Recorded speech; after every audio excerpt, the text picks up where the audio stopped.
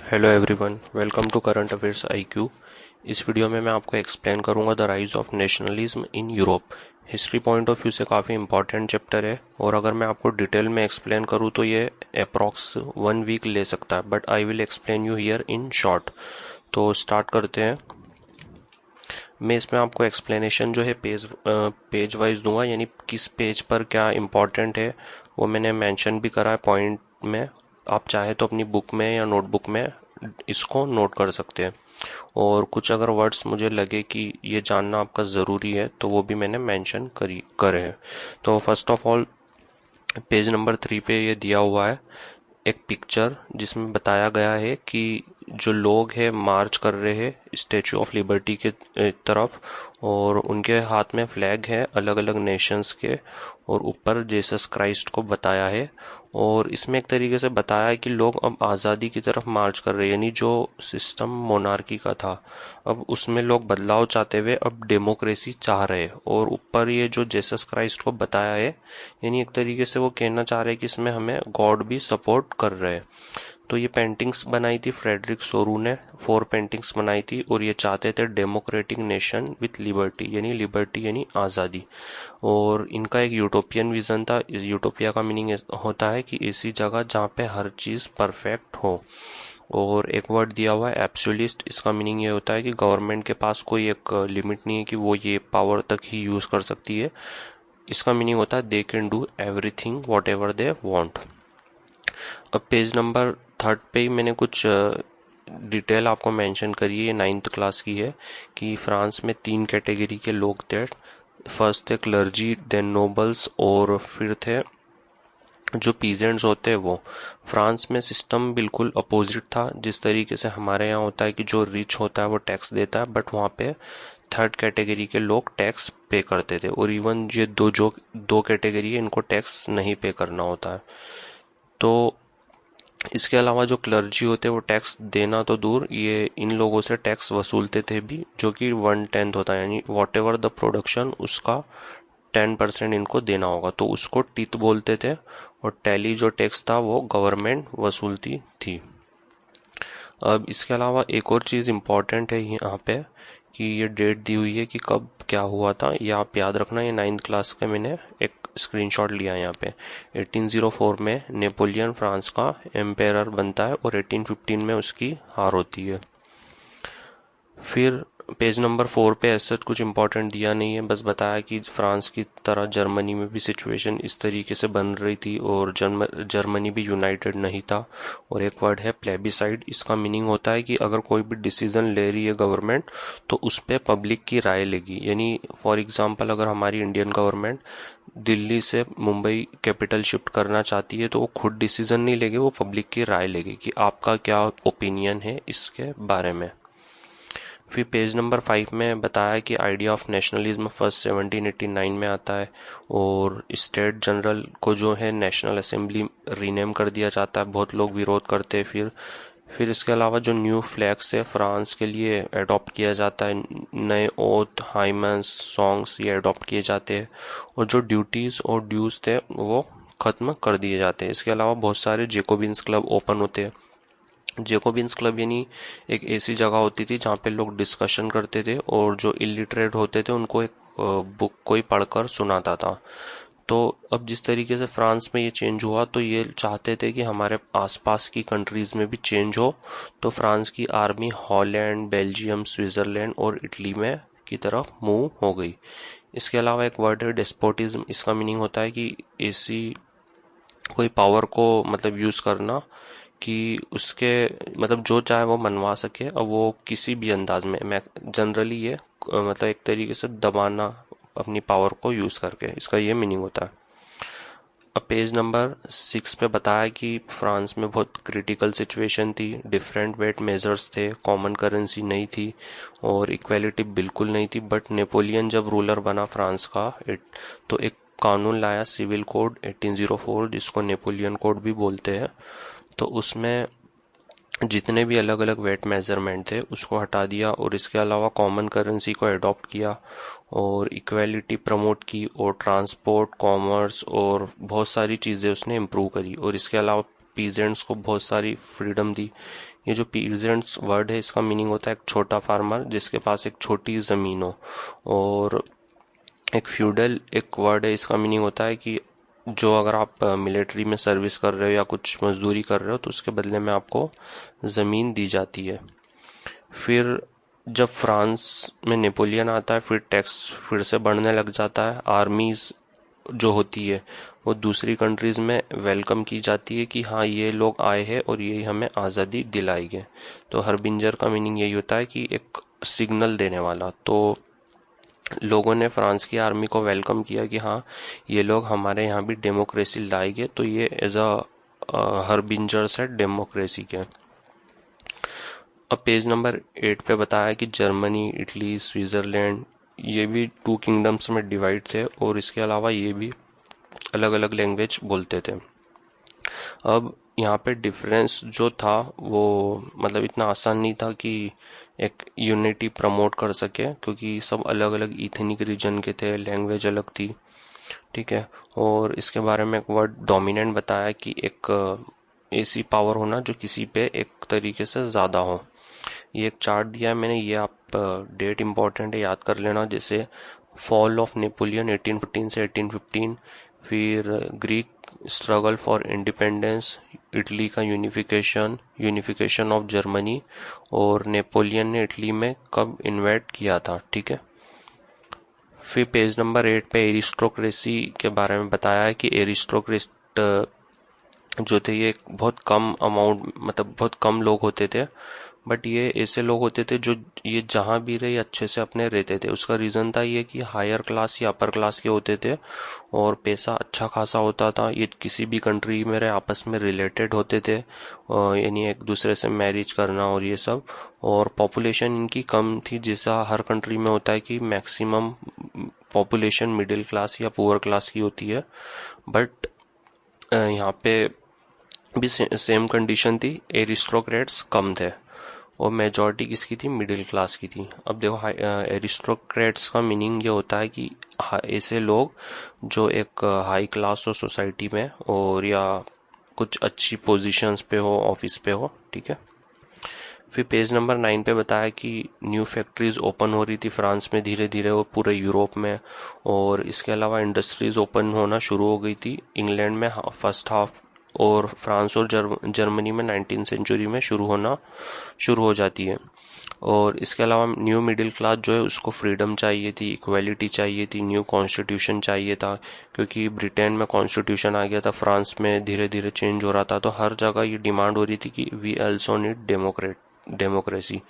और इसके अलावा वुमेन्स, अभी तक भी इतना सब चेंज होने के बाद भी वुमेन्स को पॉलिटिकल राइट्स नहीं दिए गए थे, वोटिंग पावर नहीं था, और माना जाता था कि they are under their father and husband. एक वर्ड है सफरेज, इसका मीनिंग होता है राइट टू वोट, यानी वोट देने का अधिकार। अब पेज नंबर 10 पे बताया कि फ्रांस में सिचुएशन बड़ी क्रिटिकल थी और बहुत ज़्यादा एक मिसमैनेजमेंट था। 39 स्टेट्स थी और सभी की अलग अलग करेंसी थी, अलग मेजरमेंट था, 11 ट्रेड बैरियर्स थे, कस्टम 5% हर जगह देना होता था, क्लॉथ मेजरमेंट अलग था। फिर एक कस्टम यूनियन बनी जिसने ये सब चेंजेस करना चाहे। अब इन्होंने क्या किया था कि टैरिफ बैरियर्स थे जो उसको हटा दिया, जो करेंसी 32 चलती थी उसको 2 कर दिया, और 1815 में फिर से कंजर्वेटिज्म स्टार्ट होता है, यानी जो फिर से मतलब बहुत सोच समझ के चलते हैं। देखो कंजर्वेटिव का मीनिंग ये होता है कि जो ज़्यादा चेंजेस ना चाहे और अपने ट्रेडिशनल तरीके पे रहे, यानी इसका सिनोनियम्स एक ऑर्थोडॉक्स भी हो सकता है।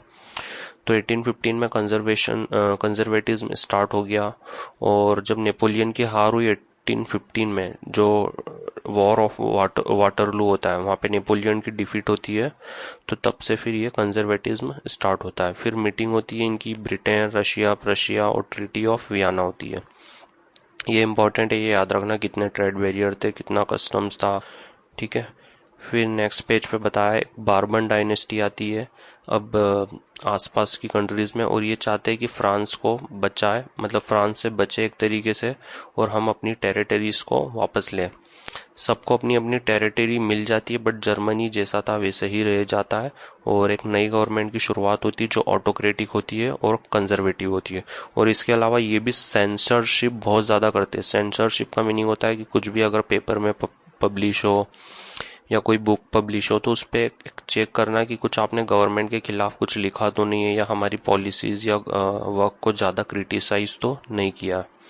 एक वर्ड है कन्फेडरेशन। इसका मीनिंग होता है कि एक ग्रुप बनाना, जो एक पॉलिटिकल या एक कोई भी कंट्रीज का ग्रुप हो और वो मिलके एक साथ काम करे। फिर पेज नंबर 12 पे ग्यूसिप्पी माजिनी के बारे में बताया। ये इटली के रिवॉल्यूशनरी होते हैं और ये भी एक तरीके से रिपब्लिक इटली की डिमांड रखते हैं। और जिस तरीके से फ्रांस और ब्रिटेन में डेमोक्रेसी आई थी, वैसे ये भी चाहते थे कि इटली भी डेमोक्रेटिक नेशन बने, रिपब्लिक वहाँ पे भी हो। अब इनका बोर इम्पॉर्टेंट है, कब ये इनकी पैदाइश होती है, ये 1807 में होती है और इनको जेल भेज दिया जाता है। और ये 24 ईयर्स की एज में एक सोसाइटी भी फाउंड करते हैं जिसका नाम रहता है यंग इटली। और एक वर्ड है यहाँ पर रेप्रेशन। इसका मतलब ये होता है कि किसी चीज़ को दबाना, और स्पेशली वायलेंस है। अगर यानी कोई इंडिपेंडेंस या आज़ादी की डिमांड कर रहा है तो उसको फोर्सफुली दबाना। फिर पेज नंबर 13 पे बताया कि बारबन डायनेस्टी 1815 से 1830 तक चलती है, बट फिर से वो हटा दी जाती है। फिर कॉन्स्टिट्यूशनल मोनार्की आती है, नहीं वहाँ पे संविधान भी होता है बट एक राजा भी होता है जो लुइस फिलिप बनता है। और ये लुइस फिलिप वो वाला नहीं होता जो फ्रांस, हमने फ्रेंच रिवॉल्यूशन 9th में पढ़ा है, वो वाला नहीं होता। वो 16 होता है लेकिन ये 18 होता है, लुइस फिलिप 18। और ग्रीस जो होता है, ग्रीस के बारे में बताया कि ये ओटोमन्स के अंडर रहता है और यहाँ पे भी इंडिपेंडेंस का मूवमेंट शुरू हो जाता है। और ये स्ट्रगल 1821 से शुरू होता है। लोगों को ओपिनियन बदला जाता है कि ये एक मुस्लिम एम्पायर है और हमें इसके खिलाफ लड़ना चाहिए। तो इस तरीके से इनका भी तकरीबन 11-12 साल स्ट्रगल चलता है। और 1832 में ट्रीटी ऑफ कॉन्स्टेंटिनोपल होती है और उसमें ये ग्रीस को इंडिपेंडेंस मिलता है। एक बहुत ज़्यादा इम्पोर्टेंट एक स्टेटमेंट दिया था ये मैटरनिक ने। इन्होंने कहा था कि जब फ्रांस को छींक आती है तो पूरे यूरोप को सर्दी हो जाती है। यानी एक तरीके से बताया था कि फ्रांस में अगर कुछ बदलाव हो रहा है तो उसका इफेक्ट पूरे यूरोप पर पड़ेगा। और हमने देखा भी ऐसा ही होता है कि फ्रेंच रिवॉल्यूशन फ्रांस से स्टार्ट होती है और पूरे यूरोप में धीरे धीरे फैल जाती है। ठीक है। एक वर्ड है अपहीवल। इसका मीनिंग है कि कुछ बड़ा बदलाव या कुछ बड़ा चेंज जिसमें लोगों को प्रॉब्लम या डिफिकल्टी हो। पेज नंबर 14 में रोमांटिज्म बताया है। अब ये रोमांटिज्म, इसका मीनिंग ये होता है कि कल्चर, आर्ट, पोएट्री, स्टोरीज और म्यूजिक के थ्रू अपनी नेशनल फीलिंग को प्रमोट करना। अब इसमें पोएट्स और जो राइटर्स हैं इनका बहुत ज़्यादा इम्पोर्टेंट रोल रहा है। और रीजनल लैंग्वेज ने भी एक इम्पोर्टेंट रोल प्ले किया है डेमोक्रेसी और इंडिपेंडेंस लाने में। एक वर्ड है मिस्टिकल। इसका मीनिंग होता है यानी एक तरीके से एक रहस्यमय या एक जो होता है ना आस्था या इससे रिलेटेड। फिर पेज नंबर 15 में पॉलिश के बारे में बताया। एक पोलैंड जो कंट्री होती है वहाँ पे रशिया का एक तरीके से कंट्रोल हो जाता है और वो पॉलिश लैंग्वेज को बैन कर देते हैं। लेकिन पॉलिश जो है चर्च में कंटिन्यू रहती है, बट उसके फिर उसका आउटकम ये होता है कि जो वहाँ के जेल फादर्स होते हैं चर्च के, उनको अरेस्ट करके जेल में भेज दिया जाता है। फिर इसके अलावा 1830 डिकेड में इकोनॉमिक हार्डशिप होती है, मतलब क्राइसिस होते हैं। लोग माइग्रेट करते बड़े बड़े स्लम्स में। स्लम्स का मीनिंग होता है यानी बहुत बड़ी बड़ी झोपड़पट्टियाँ। और इसके अलावा कंपटीशन बहुत ज़्यादा बढ़ जाता है इंडस्ट्रीज़ का, और स्पेशली ऑफ टेक्सटाइल इंडस्ट्री यानी जो कपड़े से रिलेटेड होती है। हार्डशिप एक वर्ड है, इसका मीनिंग होता है कि बहुत ज़्यादा डिफ़िकल्ट, क्रिटिकल या critical situation.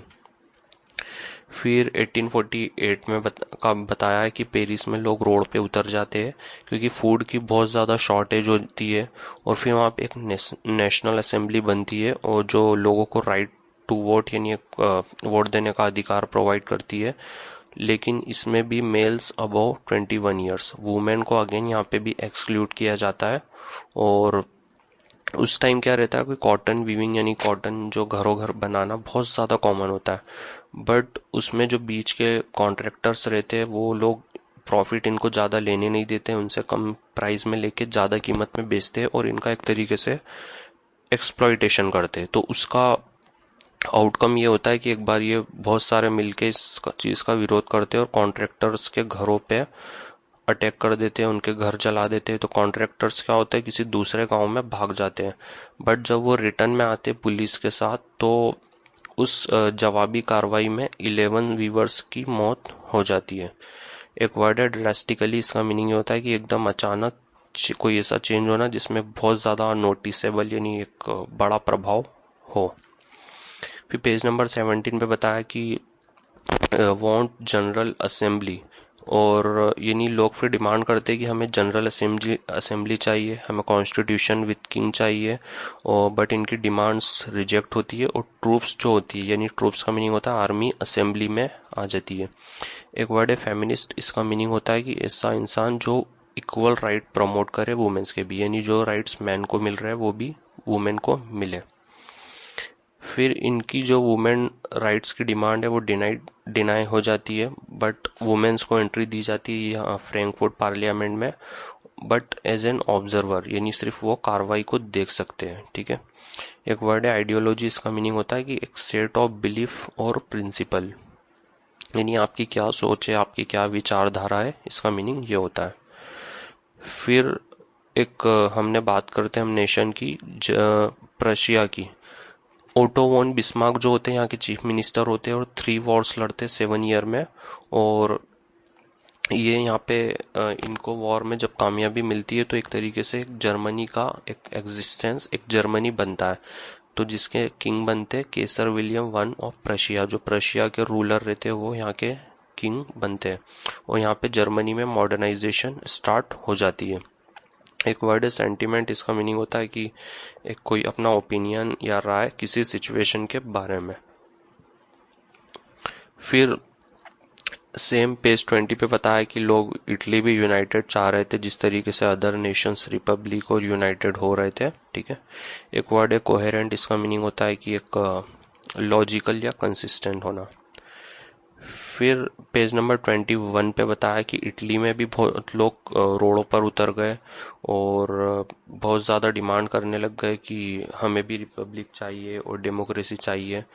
Victor Emmanuel to जो है किंग बनते 1861 में, और इलिटरेसी वहाँ पे यानी अनपढ़ लोग इतने ज़्यादा थे कि उनको पता ही नहीं था कि वो क्या डिमांड कर रहे हैं और किस बारे में वो विरोध कर रहे। तो एक स्लोगन या एक नारा दिया गया था ला टेलिया।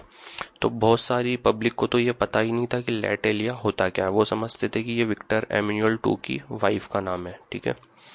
फिर टैक्टफुल एक वर्ड है, यानी अपनी काबिलियत और अपना एक नेचर शो करना किसी और से डील करने के लिए। ठीक है। फिर नेक्स्ट पेज पे बताया है कि ब्रिटिश, जो एक ब्रिटेन एक कंट्री थी, उसने क्या किया कि इंग्लिश, वेल्स, स्कॉटलैंड और आयरलैंड को मिला लिया। पहले उन्होंने क्या करा कि एक 1707 में एक्ट ऑफ यूनियन बनता है इंग्लैंड और स्कॉटलैंड के बीच में, और वो कहते हैं कि हम एक अलग मिल के नेशन बनाएंगे और हम मिलकर रूल किए। बट हुआ ये कि उन्होंने स्कॉटलैंड के कल्चर को दबाया और अपनी लैंग्वेज इम्पोज करी और उनको पूरी तरीके से उनकी जो कल्चर है उसको इग्नोर किया। सेम कंडीशन आयरलैंड के साथ हुई 1801 में, उन्होंने किया, उनके कल्चर, उनके लैंग्वेज को एक पूरी तरीके से हटा दिया और इंग्लिश का जो ब्रिटेन का कल्चर था उसको ही प्रमोट किया गया। फिर इंग्लैंड ने प्रोटेस्टेंट्स को भी सपोर्ट किया रोमन कैथोलिक के अगेंस्ट, यानी एक प्रोटेस्टेंट एक सेक्ट होता है क्रिश्चियनिटी में। फिर इथनिक एक वर्ड है, यानी किसी जगह से ताल्लुक रखने वाले लोग, वहाँ की नस्ल या वहाँ की आबादी। फिर एलिगोरी एक वर्ड है, उसके बारे में बताया कि फ्रांस की एक एलिगोरी होती है, यानी एक एलिगोरी का मीनिंग होता है कि कुछ एक ऐसा एग्जिस्टेंस देना दो जो प्रैक्टिकली होती नहीं है। जैसे कोई नेशन है तो वो होता नहीं, बट उसको एक इमेज गई, उसको एक पिक्चर दी गई, उसको एक रियल फॉर्म में बताया गया है। तो सेम जैसे फ्रांस की एलिगोरी थी जर्मेनिया जो बताई है ये पिक्चर में, सेम वैसे ही हमारे इंडिया में है भारत माता। इसी तरीके से फ्रांस की क्रिश्चियन मैरियना है। ठीक है। तो ये आपको ऑब्जेक्टिव में पूछ सकते हैं, आपको याद रखना है।